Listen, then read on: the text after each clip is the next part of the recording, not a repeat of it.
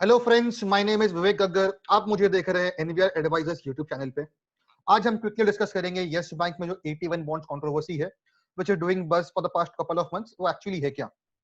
So before jumping into what is the controversy, let us first try to understand 81 bonds actually में होते क्या हैं।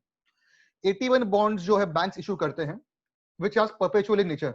अगर मैं आपको सिंपल भाषा में परपेचुअल का मतलब बताऊं, तो जब एक कंपनी इक्विटी शेयर इशू करती है, अगर मैं एग्जांपल तौर पे दूं, जब एक कंपनी इक्विटी शेयर इशू करती है, कंपनी कोई उसमें मैच्योरिटी डेट या रिडेम्पशन डेट डिस्क्लोज नहीं करती है।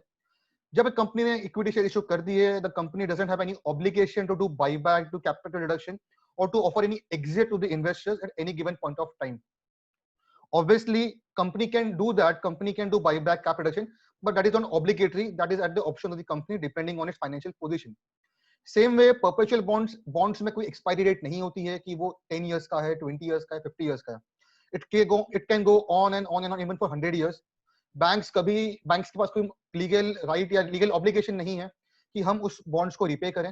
हाँ, एवरी ईयर जो भी है फिक्स पे आउट देते रहेंगे बैंक, वो भी जो फिक्स इंटरेस्ट पे आउट देंगे, that is usually higher than the normal bank deposits, because bank deposits होते हैं usually couple of years or let's say 4-5 years depending on the tenure selected by the investor.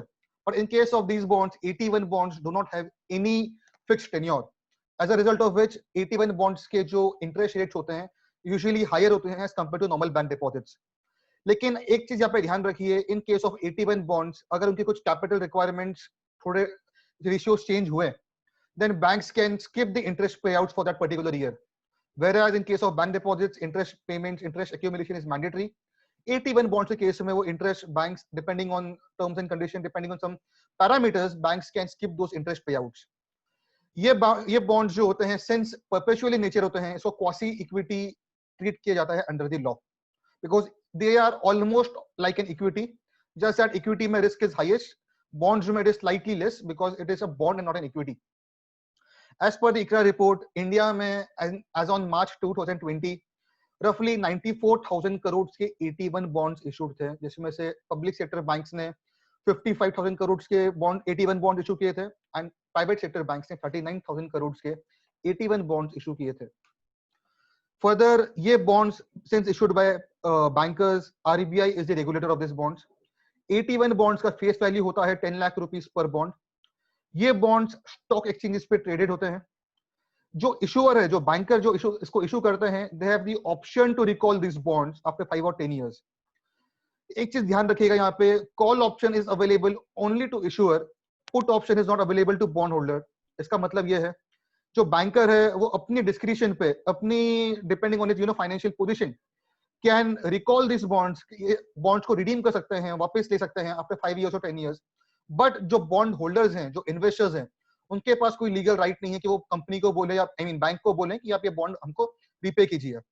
Investors के पास सिर्फ एक ही तरीका है exit करने का, जो कि है स्टॉक एक्सचेंजेस पे इस बॉन्ड को बेचना, जो भी उस टाइम की प्रिवेलिंग मार्केट प्राइसेस होंगी। आपको पता होगा बॉन्ड्स के केस में market price depends on the yield expectations of the market. Investor के पास एक वही तरीका है एग्जिट लेने का, अनलेस उसी टाइम पे कंपनी बैंकर्स ने इसको रिडेम्पशन के लिए ऑफर अलॉट किया हो। अभी हम समझते हैं यस बैंक में एक्चुअली क्या हुआ। यस बैंक ने 2016 में 3000 करोड़ के 81 बॉन्ड्स इशू किए थे। 2018 में 5415 करोड़ के 81 बॉन्ड्स इशू किए थे। जब भी ये बॉन्ड्स प्राइमरीली इशू हुए थे, तब किसी भी रिटेल इन्वेस्टर ने इन्वेस्ट नहीं किया था इसमें। रिटेल इन्वेस्टर्स को ये बॉन्ड्स का पोजीशन या ये बॉन्ड्स हाथ में कैसे आए? Because they purchase this bonds by way of secondary market. जैसे हमने पहले डिस्कस किया कि ये बॉन्ड्स सेकेंडरी मार्केट या स्टॉक एक्सचेंजेस पे ट्रेडेड होते हैं। तो जो रिटेल इन्वेस्टर्स है, उन्होंने प्राइमरी इशू जब बैंकर्स ने इशू किया था, तब इस बॉन्ड्स को सब्सक्राइब नहीं किया था। लेकिन जब ये बॉन्ड्स लिस्टेड थे, तब इन्होंने रिटेल इन्वेस्टर्स से इन बॉन्ड्स को लिया था। अभी यस बैंक में आपको पता होगा मार्च 1st-2nd वीक में एक मोरेटोरियम अनाउंस हुआ था, as a result of which उसके विड्रॉल्स पे कैप लग गया था। एंड लास्ट 1-2 साल में मार्केट में न्यूज भी थी कि भाई यस बैंक में RBI is trying to ask Yes Bank to raise further equity, reduce its NPAs. There were a lot of issues going on, which was also there in public domain. Then RBI asked कि आप investors लेकर आओ, नहीं ला पाए. That story is completely different. Let us not get into that. March 1st-2nd week में since Yes Bank के NPAs were almost NPA जो थे बहुत increase हो चुके थे, and Yes Bank जो था probably investors नहीं ला पाया था. मोरेटोरियम अनाउंस हुआ एंड बाद में एक स्कीम ऑफ रिकंस्ट्रक्शन प्रपोज हुआ था डेटेड 6 मार्च 2020, जहां पे बैंक ने बोला था कि वो इस 81 बॉन्ड्स को राइट बैक करेंगे। फर्दर जो गवर्नमेंट ऑफ इंडिया की जो फाइनल स्कीम थी डेटेड 13 मार्च 2020, उसमें इन राइट बैक का कोई रेफरेंस नहीं दिया गया था। कंपनी ने, यस बैंक ने अपने 31 मार्च 2020 के एनुअल अकाउंट्स में इस पूरे के पूरे बॉन्ड्स को, 81 बॉन्ड्स को राइट बैक कर दिया था, अमाउंटिंग टू 8,415 करोड़।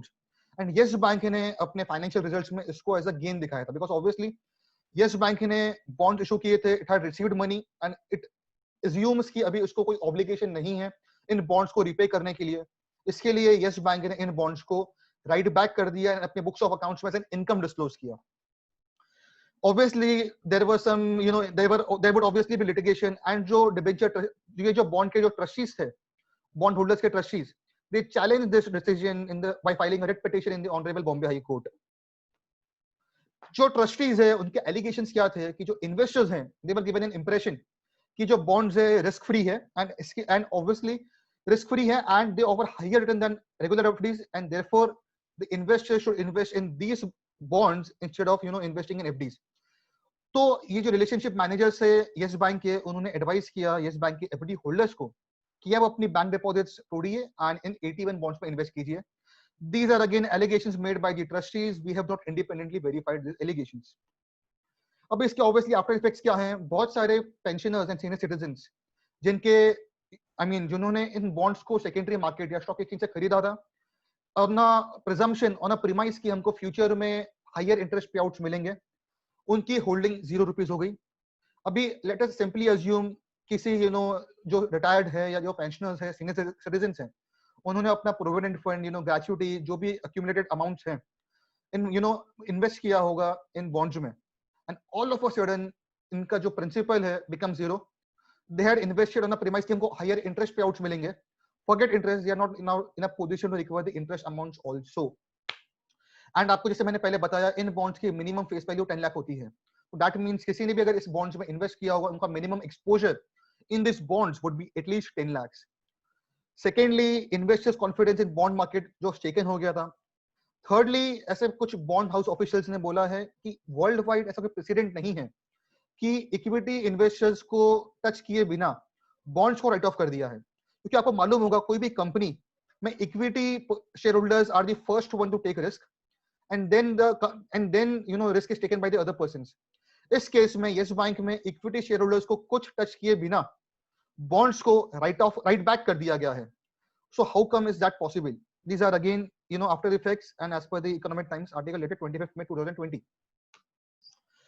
अभी बिफोर jumping into further, हमको इसकी समझनी होगी कि बैंक एफडीज एंड 81 बॉन्ड्स में फर्क क्या है। जैसे हमने पीछे देखा कि भी बहुत सारे लोगों ने अपनी बैंक एफडी तोड़ के 81 बॉन्ड्स में इन्वेस्टमेंट किए थे। सो आगे से अगर आप 81 बॉन्ड्स को इवैल्यूएट करें तो दोनों में फर्क क्या है। In case of an bank FD, what is the asset do you hold? You hold money only. आप मनी को ही होल्ड करते हैं। जस्ट दैट जो मनी का जो custody that is with the banker. Where is in case of an 81 bonds, एक नया सिक्योरिटी, एक नया इंस्ट्रूमेंट पिक्चर में आता है, नोन एज बॉन्ड्स। तो since in case of bank FD आप पैसा जमा रख रहे हो, जैसे हम बोलते हैं हमने बैंक में पैसा जमा किया, दैट मींस व्हाट, मेरे पैसे बैंक के पास है, मेरे पैसों की कस्टडी बैंक के पास है। In case of an bond, पैसों की कस्टडी बैंक के पास नहीं है, मैंने बैंक से बॉन्ड्स खरीदे हैं। So I have a new asset and उस बॉन्ड्स के जो भी रिस्क पैरामीटर्स है वो उस हिसाब से डिफाइंड रहेंगे। बैंक एफडीज आपको पता होगा, बैंक डिपॉजिट्स जो भी हैं अप टू 5 लाख इंश्योर्ड रहते हैं। 81 बॉन्ड से कोई इंश्योरेंस नहीं होता है। बैंक एफडी का जो टेन्योर होता है, it is at your discretion. आपको चाहिए एफडी 7 डेज की कीजिए, 2 weeks, 5 weeks, 1 year, 5 years, depending on your discretion, depending on your discretion. In case of 81 bonds, they are perpetual in nature, कोई maturity date या redemption date नहीं होती है।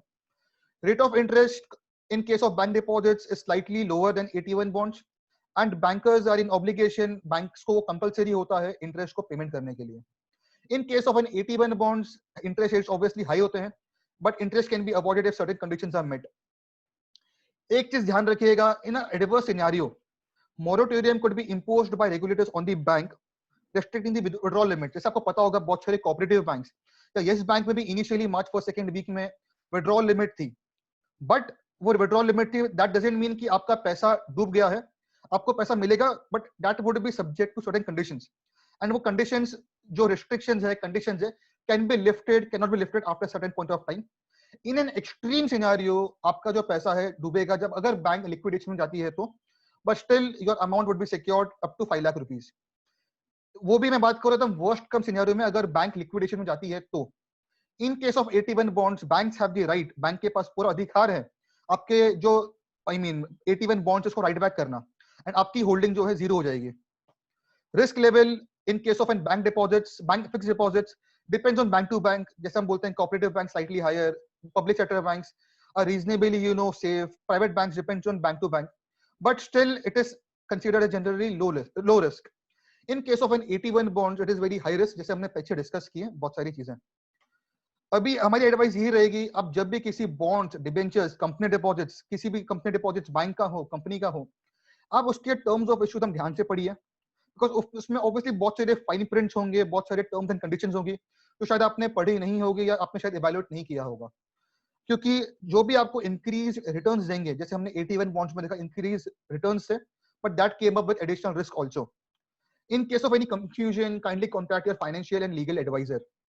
अभी आपने देखा होगा यस बैंक ने जब 2016 में एंड 2018 में ये बॉन्ड्स इशू किए थे, तो जिन भी इन्वेस्टर्स ने प्राइमरी मार्केट में इसको लिया हो या सेकेंडरी मार्केट में इसको लिया हो, उन्होंने ये एंटिसिपेट नहीं किया होगा या 2-4 इयर्स बाद में हमारी होल्डिंग जीरो हो जाएगी, इस तरीके से रिड्यूस हो जाएगी।